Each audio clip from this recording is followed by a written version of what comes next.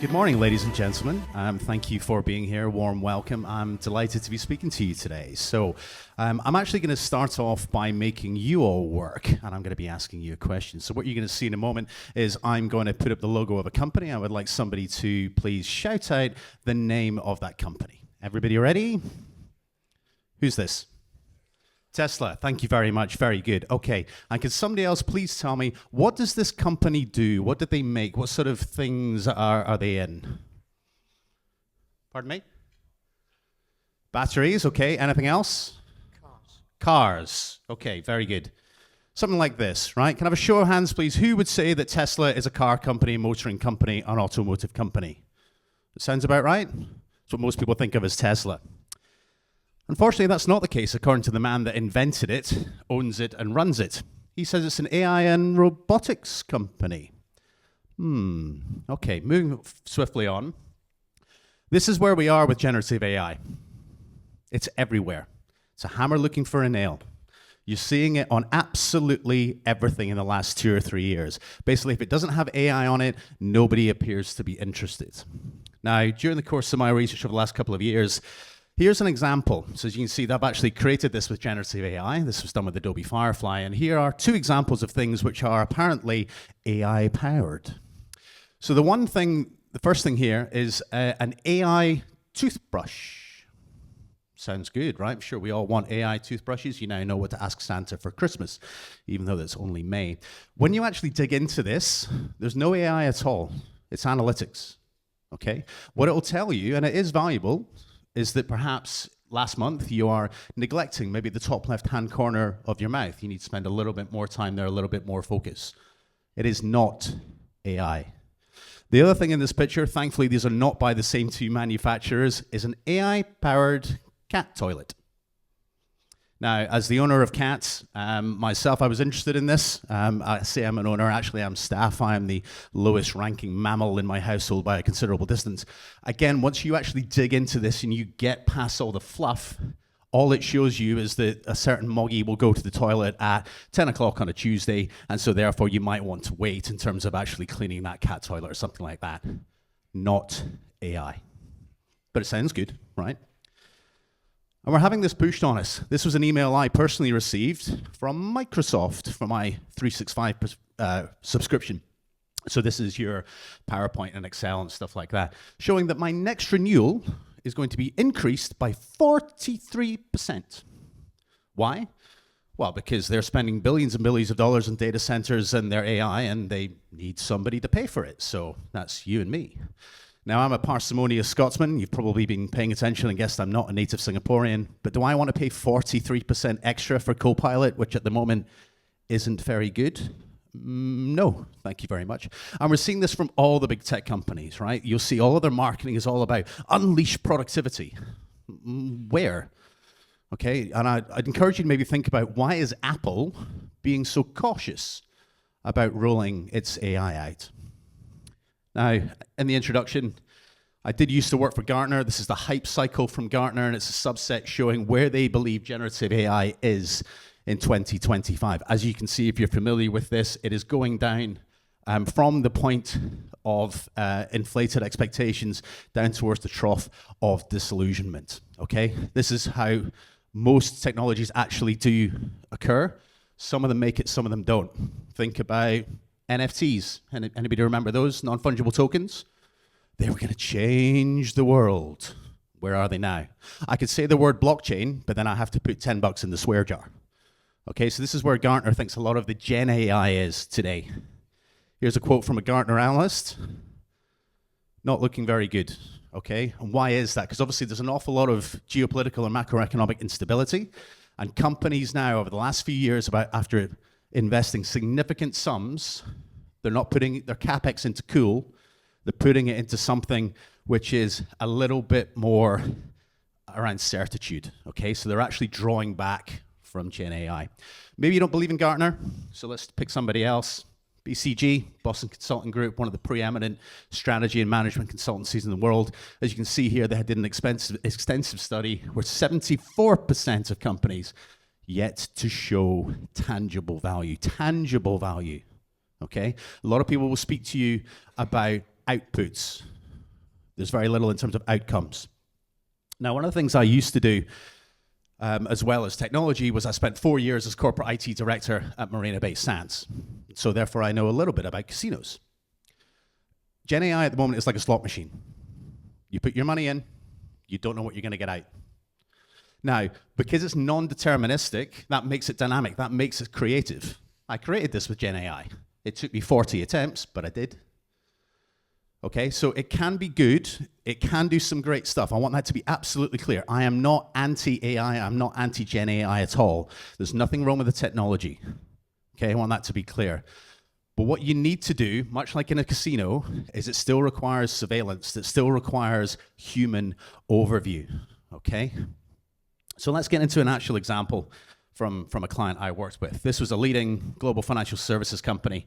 You got 3 piggy banks here moving from left to right. I'd like you to think of it as 2022, 2023, 2024 in terms of the amount of investment that they put into generative AI. So obviously ChatGPT came out end of 2022. Everybody was very excited. 2023, put some money in, do some pilots, dabble with it. What can it do? Let's get into this. And then 2024, they put serious money into Gen AI.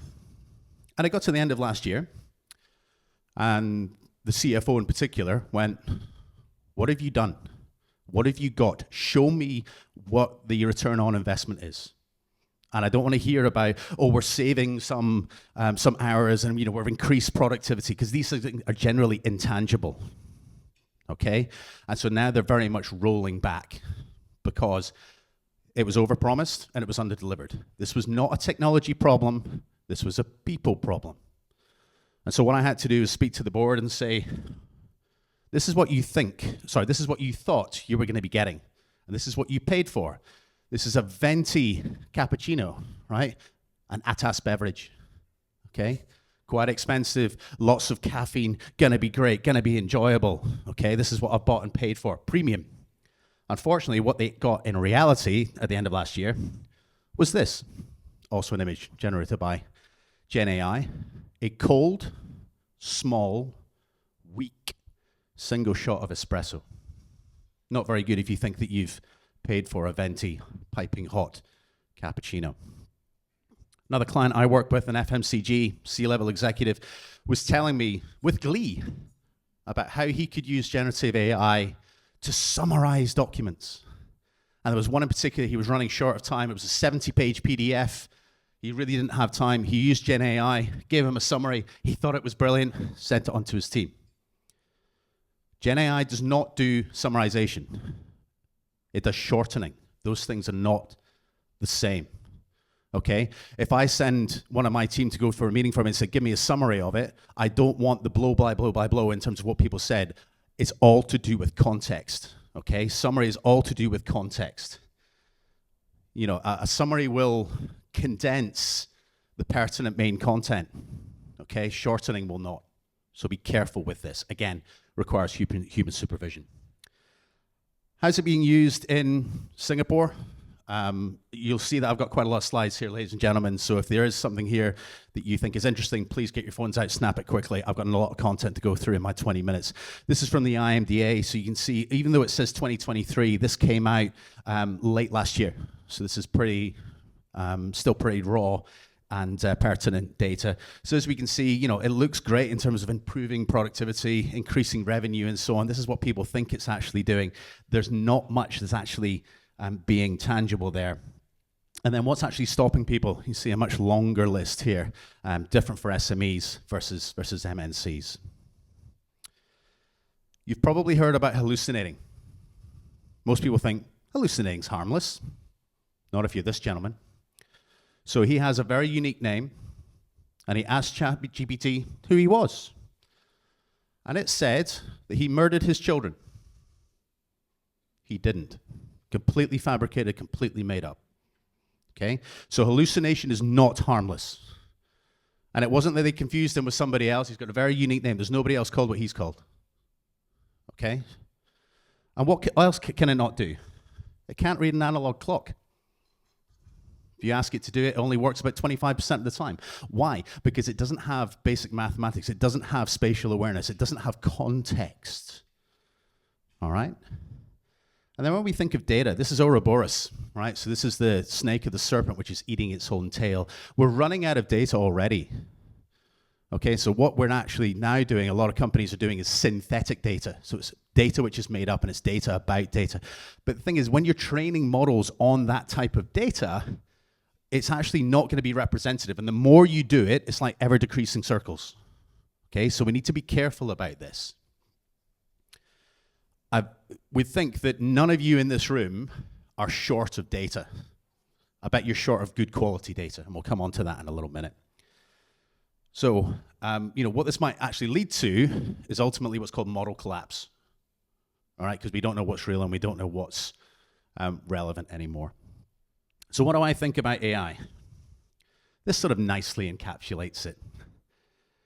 Right? I think so often we're like, well, the AI knows. One of the things I do is I'm an adjunct lecturer at a polytechnic here. I'm teaching 16 to 18-year-old Singaporeans. And they think that AI is amazing. And it is, right? It does some really, really good stuff. But it doesn't have all the answers. It doesn't know. You can't outsource the cognitive load to the machine, okay? So what I'm worried about is about the I, not the A. And a lot of people are saying, AI is incredible. It's like fire. It's going to change the world. It's going to change our human existence. It isn't. It's like the wheel. It's going to completely change everything. It isn't. It's magic. Now, I know I look like a wizard, but it isn't. It is mathematics, which is trained on data. It's actually also not new. It's actually originally from the 1950s. That's where artificial intelligence came from. Look at what the 1950s achieved, right? This is when artificial intelligence really started. So when we think about the fact of Gen AI and late 2022 and things like that, it isn't new, all right? Things like algorithms and machine learnings and artificial intelligence, these are not new things, okay? Now, I would bet that quite a number of you this morning, in terms of getting here, use GPS, either yourself or you jumped in a Gojek or a Tada. GPS is great, right? Things like Google Maps and so on. But you don't just follow it blindly. Or at least I hope you don't, right? If it says turn left and it's a one-way street, you don't do that, do you? Okay, so use any form of digital innovation as an accompanying tool, all right? Again, don't outsource your cognitive load to these machines, okay? The machine does not always know best. So what is Gen AI good at? I like to think of it in two ways. An accelerant, okay? So we've all been there where you've got the cursor and word and it's blinking at you and it's just waiting for you to kind of put your sausages onto the keyboard and write some stuff, and for whatever reason you have a bit of a mental block. Use it for stuff like that, right? It accelerates what you already have and are working on. And or as an amplifier. Right, turning up the volume. Give me some more of that. It can do great things for things like that, right? But it's not a panacea. No technology ever is, right? And I'm a specialist in frontier and emerging technologies. It's also great when it comes to pattern recognition, right? And so it can be enormously effective and valuable looking at large sets of data quickly, okay? It can find patterns and trends and insights where it might not be practical or frankly even possible for a human being to do it, okay? But it doesn't work well when there is uncertainty or they're in a dynamic situation. Again, so just be careful about where you're going to be using this in your business. It's also very good for making pictures. That's me, in case you didn't know, the big hairy talking bear futurist. The prompt I used for this was the big hairy talking bear futurist speaking at a breakfast seminar about AI to people that were happy, and he didn't look too scary. Cool, right? But not enormously valuable. Okay, what's going to happen next? So I specialize in something which is called Strategic Foresight, and so I advise boards and C-level people in terms of what's coming over the horizon, what's going to happen next. And so this is known as Amara's Law. And look, longer term, I do genuinely believe that AI will broadly form part of our future digital fabric, okay? And it might be a transformative technology. Could be, okay? But we're nowhere near that time yet. All right? And again, we need to recognize that no technology is ever going to be a panacea. There's no bypass or shortcut to success. This here is the Carlota Perez framework. In a nutshell, there's two phases of technology revolutions, right? You've got the installation period where all the investment's going in, and then if we're lucky, there's a deployment period thereafter. The bit in the middle, the turning point, is where things might get a little bit sticky, and especially where we have at the moment, again, geostrategic and macroeconomic volatility and uncertainty. Okay, so that turning point historically has been a major crisis. Okay, generally in the form of a financial crash and then a subsequent recovery. And one of the things I do when working with clients is we're looking for a strategic inflection point. Okay, so you can't avoid these, right? You can't stick your head in the sands. It doesn't guarantee that it's going to be a massive crisis, but you as an organization have a choice. And it's an important decision point for your business. Basically, change, adapt or die. So yeah, how is your company going to react should a strategic inflection point occur upon your business? It's usually something that happens to you rather than something that you're doing yourself, and this is why strategic foresight is so valuable. Okay, here's a quote from Sam Altman, head of OpenAI. He is not only the inspiration behind his company, obviously OpenAI that offer ChatGPT, he's the valuation. Same as Elon Musk and Tesla and his other companies. What I think is also very interesting and I think is indicative and symptomatic of where we are right now is two former very senior OpenAI executives left the company and they're creating their own startups. What do you need for a startup? Money. And they are both raising, this is pre-product, they are raising at valuations of over $1 billion US. Pre-product, they don't have anything. They have some slides, they have an idea, they have a concept. Over $1 billion because, hey, they used to work at OpenAI and AI is going to change the world. It's like fire or the wheel. It's madness. Where does OpenAI get most of its revenue from? You and me, consumers, not companies. I think this is indicative, okay? And so what are we as consumers actually using it for? So these are Gen AI use cases for individuals. You can see here, this is 2025 by a gentleman called Mark Sanders. You can get this. This is all publicly available information. And I'd like you to look at also the 2024 elements as well. But just look at that. Those top 3 use cases. Therapy, organize my life and find purpose. Have a think about that. What does that mean for us from a cultural and societal standpoint? Potentially very good for mental health, but doesn't look that valuable if I'm a business, if I'm a CFO. I do like fun and nonsense. Unfortunately, that's gone down a position, maybe next year. OpenAI, like all the companies pretty much, is losing money hand over fist. All these companies are trying to get as much money in as they possibly can because they know that the bubble will eventually deflate. Okay, now, one of the things I do not do as a futurist is predictions. When I introduce myself and I say I'm a futurist, people will say, oh, that's really great. Can you tell me what the loss rate numbers are? No, because if I could, you and I wouldn't be having this conversation. I wouldn't be standing here today and I would be living in the Maldives. Okay, so again, I look like a wizard. I don't do predictions, but I do anticipations. And I'm going to share one with you, which is a bit of a grenade. I think that OpenAI, before long, will be the next WeWork. There are huge similarities between them, right? Svengali, messianistic CEOs who are going to change the world, that are doing amazing things that nobody else can do. And they're not making any money. Generative AI is economically unproductive. I'm running out of time, so I'm going to leave you with 3 takeaways. The first one, like any form of technology, it's all about data. Data, garbage in, garbage out. So most of you, as I say, are not going to be short of data. You're probably short of good quality data. What do I mean with that? In terms of being full and representative and complete and things like that. Get your data in order if you can do anything with Gen AI or anything else. Secondly, there's nothing fundamentally wrong with the technology, okay? The problem is the carbon. The problem is the warm, fleshy bipeds, the sales and marketing people that are over-promising and under-delivering, which makes it ultimately underwhelming. And finally, I do think that longer term, Gen AI and AI more broadly, let's remember, when we say AI and Gen AI, they're not the same, okay? Gen AI is a subset of AI. Stick with it, but do so safely and also sustainably.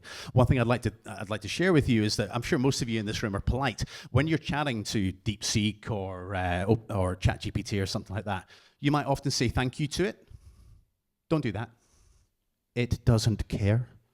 And it's actually bad for the environment because that's all inference, right? So when you say thank you to it, it then needs to go on and go, good. What does that mean? Okay, so it's bad for the environment. So don't be polite. With that, I'm going to leave you with a quote, which is what I always say. The future is not something that just happens to us. The future is something we do. So don't be passive. All of you in this room are senior leaders. All of you can make active decisions about what you're going to do next, or not, with generative AI. With that, I thank you for your attention, and I'll speak to you in the break. Thank you very much.